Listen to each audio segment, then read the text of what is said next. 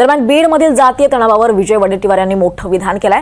मराठवाड्यात मराठ्यांची शाळा असली तरी ओबीसींची मुलं नावं काढतायत आणि ओबीसींच्या शाळा असतील तर मराठा मुले शाळेतून नावं काढून घेतायत असं वडेट्टीवार म्हणालेत। राजकीय वाद सामाजिक स्तरावर गेलाय।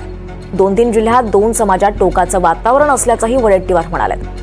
हा उद्रेक महाराष्ट्राच्या हिताचा नाही, उद्या स्थिती अत्यंत भयानक होण्याची शक्यता आहे, अशी शक्यता वडेट्टीवारांनी व्यक्त केली आहे।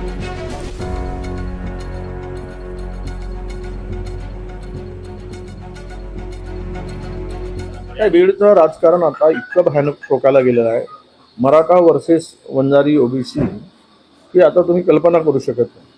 शाळामधून मुलं काढण्याचं काम सुरू झालेलं आहे त्या परिसरामध्ये मराठवाड्यात।